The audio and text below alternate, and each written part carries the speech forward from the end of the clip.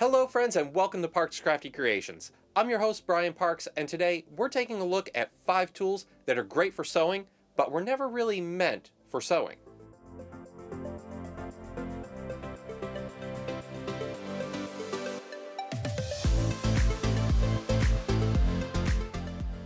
Alright, before we begin, if you enjoy this content, make sure to give us a like below. And don't forget to subscribe and ring that notification bell icon so you'll always be notified whenever a new video drops. Okay, if you're anything like me, no matter where you go, you're constantly on the hunt for new tools and gadgets.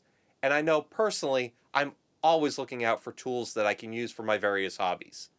Today, I want to share with you 5 tools that nobody talks about in the sewing community, but that I've found to be absolutely invaluable in my studio.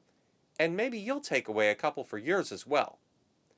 Full disclosure, at the time of this recording, I'm not being sponsored by any of the brands mentioned in this video.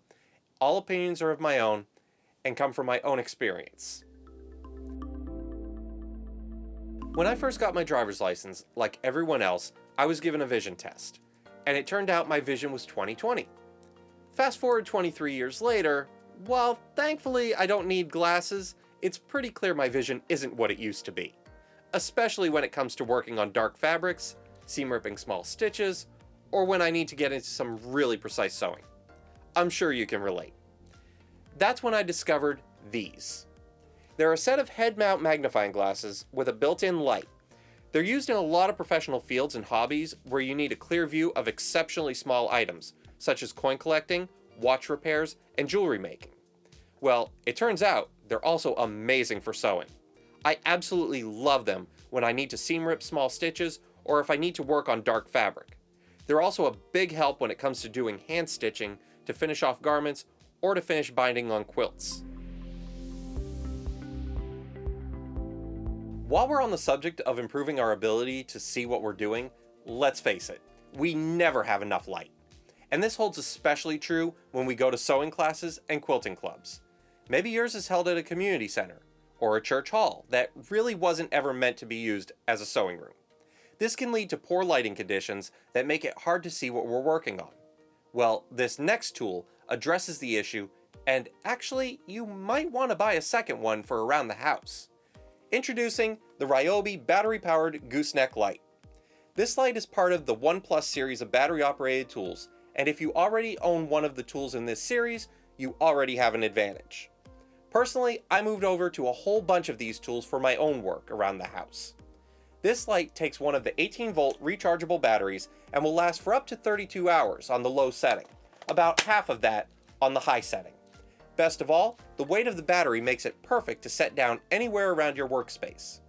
You also have the option to clamp it to the edge of a tabletop up to 1.75 inches thick, keeping it secure, and because it's battery powered, it provides the freedom of movement, eliminating the hassle of tangled cords or limited outlet access. And of course, because it's meant for the workshop, it's more than durable enough for whatever bumps might come its way while traveling. Its flexible design allows for precise positioning, ensuring optimal illumination of intricate stitching anywhere you need it. The bright LED light offers consistent brightness without generating much heat, and the beam is adjustable.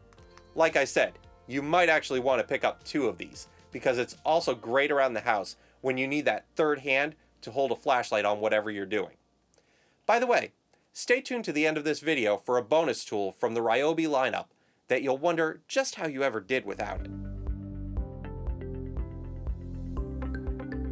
This next tool made me raise a brow at it when I first heard about it, but since then I've seen it become very prevalent at sewing and quilting shows.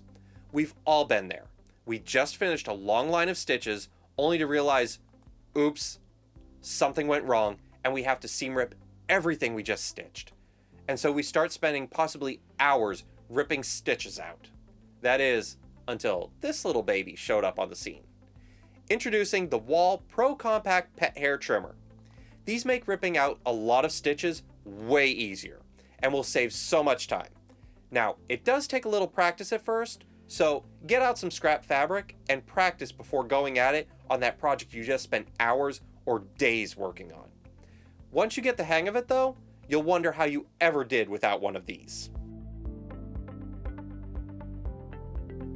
If you've been sewing for a while, you might already have this next tool, or a crafty variant of it. The magnetic tool tray. These are inexpensive tool trays that you can find at most hardware stores for only a few bucks.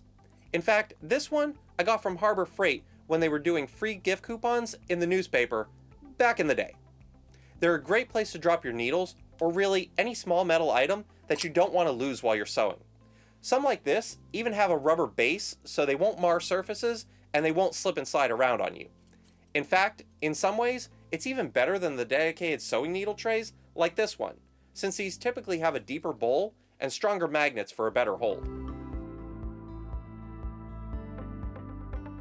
Tool number 5 I think should be in every sewing room with an iron. I've heard plenty of horror stories dealing with hot irons which have led to serious burns and even house fires originating from a hot iron being left on too close to something it shouldn't have been. And we all know that when we're done using an iron, we should unplug it. Thankfully, most modern irons have automatic shutoff functions to help alleviate some of these problems. But it's very possible an accident can happen before these safeties are activated. There's also another issue with leaving a hot iron plugged in all the time while we're working. Think about all of the money you're throwing away on your electric bill. By nature, appliances that generate heat are some of the biggest energy hogs. But there's a simple way to cut down on your energy usage and make your ironing space safer. This is a simple Christmas tree foot switch. Simply plug it into your outlet, then plug your iron into it. Step on the switch to turn your iron on when you need it, and step on it again to cut all power to it. Now you're not leaving your iron on and running all the time. You reduce the chance of forgetting to unplug your iron and leaving it running unattended, and you cut down on your energy usage. So you're making your sewing room safer and saving a little money while you're at it. And all it takes is a tap of your foot. What's not to love? If you made it this far, first of all, thank you for sticking with me. And as a special thank you, remember that bonus tool I mentioned? Well, this is it. If you're getting the batteries and charger for the light I mentioned earlier, you might as well also have a companion to use them on that keeps you comfortable. This is the Ryobi 18-volt cordless 4-inch clamp fan. Just like the Gooseneck light, it's perfect for setting or clipping anywhere around your workspace to provide you with a comfortable airflow in what can sometimes be a stuffy space, depending on your setup.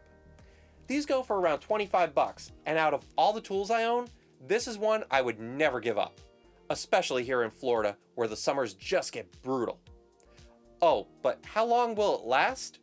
On a standard 18-volt battery, these have a 40-hour runtime. Yeah, you heard that right, 40 hours. We originally purchased these at the start of the last hurricane season to help battle the heat in case the power went out, which would have meant having to endure days or even weeks in sweltering heat and humidity until the power was restored. But how good are these really? Well, we even clip them to my mom's mobile scooter when we visit the theme parks during the summer. And let me tell you, they have been an absolute lifesaver. So just imagine how handy one of these could be in your sewing room. So there you have it. 6 great tools for your sewing room and beyond that were never actually meant to be used for sewing. What tools do you use for your sewing room that maybe aren't meant to be there? Leave us a comment below. I'm Brian Parks for Parks Crafty Creations. We'll see you next time.